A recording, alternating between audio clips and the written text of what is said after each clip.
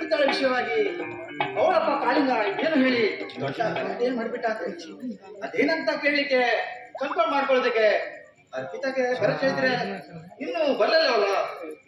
ಏನಾಗಿರ್ಬೋದು, ಎಲ್ಲಿ ಹೋಗಿರ್ಬೋದು?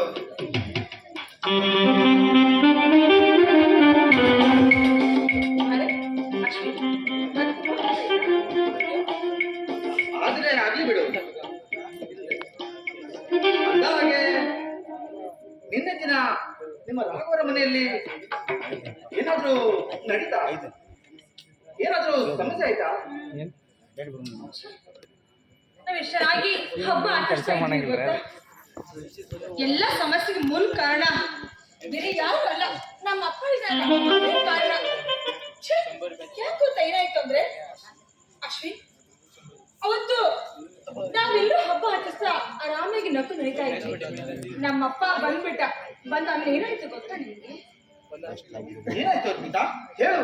ಇನ್ನೇನಾಗುತ್ತೆ, ನನ್ನ ಅತ್ತೆ ಮಗ ಚೇತನ್ ಇದ್ದಾರಲ್ಲ, ಅವ್ನಿಗೆ ನನ್ ಕೊಟ್ಟು ಮದ್ವೆ ಮಾಡ್ಬೇಕು ಅಂತ ಹೇಳಿದ್ರು.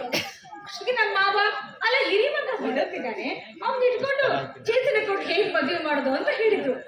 ಅಲ್ಲಿ ಜಗಳ ಶುರುವಾಯ್ತು ನೋಡು.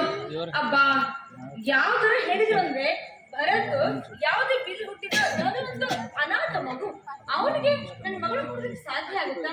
ಹಾಗೆ ಹೇಗೆ ಅಂತ ರಂಪಾಟ ಮಾಡಿ ಕೊನೆಗೂ ಪಾಪ ಭರತ್ ಮಾವ ಬೇಜಾರು ಮಾಡ್ಕೊಂಡು ಮನೆ ಬಿಟ್ಟು ಹೊರಟು ಹೋಗೇ ಬಿಟ್ಟು ನೋಡು. ಭರತ್ ಮನೆ ಬಿಟ್ಟು ಹೋದ? ಅಲ್ಲ ಸರಿ, ಅವನು ಎಲ್ಲಿ ಹೋಗಿರ್ಬೋದಂತ ವಿಷಯ ಏನಾದ್ರು ನಿನ್ ಗೊತ್ತಾ? ಅವ್ರು ಚೇತನ್ ಮಾತಾಡೋ ಮನಸ್ಸಿಗೆ ಆ ಮಾತು ತುಂಬಾ ನೋವು ಮಾಡ್ಕೊಂಡು ಅವ್ರು ಎಲ್ಲಿ ಹೋದ್ರು ಏನೋ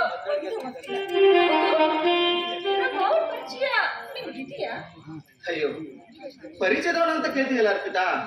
ಎಂದಿನಿಂದಲೂ ಅವನೊಬ್ಬ ನನ್ನ ಪ್ರಾಣ ಸ್ನೇಹಿತ, ತುಂಬಾನೇ ಸ್ವಾಭಿಮಾನಿ ಮನುಷ್ಯ ಕೂಡ. ಅಷ್ಟಕ್ಕೂ ಇವತ್ತು ಅವನು ನಿಮ್ಮಪ್ಪ ಚೇತನ್ನಿಂದಾದ ಅವಮಾನ ಸಹಿಸಲಾಗಿದೆ. ಹಾಗಂದ ದೋಸ್ತ ಎಲ್ಲಿ ಹೊರಟು ಏನ್ ಮಾಡ್ತಾ ಇದ್ ನಾವು? ಅದ್ರ ಬಗ್ಗೆ ಒಂದು ಅರ್ಥ ಆಗ್ತಿಲ್ಲ ಕಡೆ, ಒಂದು ಅರ್ಥ ಆಗ್ತಿಲ್ಲ. ಮೊಬೈಲ್ ಅಷ್ಟೊಂದು ಭಾವನಿಗೆ ಈ ಊರಲ್ಲಿ ಯಾರು ಅಷ್ಟೊಂದು ಕ್ಲೋಸ್ ಫ್ರೆಂಡ್ಸ್ ಇಲ್ಲ. ಇರುತ್ತೆ ಒಬ್ಬನೇ ಅಂದ್ಮೇಲೆ ಅವ್ರು ಎಲ್ಲೇ ಇದ್ದು ಇಲ್ಲಿ ಹುಡ್ಕೊಂಡು ಖಂಡಿತವಾಗಿಯೂ ಮನೆಗೆ ಬರ್ತಾರೆ ಕಣ. ಹೌದಾ? ಅಷ್ಟೊಂದು ಕಾನ್ಫಿಡೆನ್ಸ್ ಆಗಿ ಹೇಳ್ತಾ ಇದ್ಯಾ? ಹಾಗಾದ್ರೆ ನನ್ನ ಪ್ರಾಣ ಸ್ನೇಹಿತ ನನ್ನ ನೋಡ್ಕೊಂಡು ನಾನೇನು ಕಡೆ ತಾನೇ ಅಂತೀಯಾ? ಹೌದಾ? ತುಂಬಾ ಸಂತೋಷ ಕಣೆ. ಒಟ್ಟಾರೆ ನಿನ್ ಮಾತು ಕೇಳಿ ನನಗೆ ಇವತ್ತು ಸಂಪೂರ್ಣ ಸಮಾಧಾನವಾಯ್ತು. ನಾನಿವತ್ತು ನಿನಗೆ ಒಂದು ಮಾತು ಹೇಳ್ಬೇಕಂತಿದ್ದೀನಿ. ಅದಕ್ಕೆ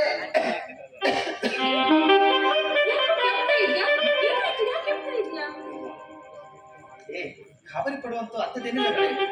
ಸ್ವಲ್ಪ ನೆಗಡಿ, ಹಾಗೆ ಸ್ವಲ್ಪ ಜ್ವರ ಕಾಣಿಸ್ಕೊಂಡಿತ್ತು ಅಷ್ಟೇ ಕಣೆ.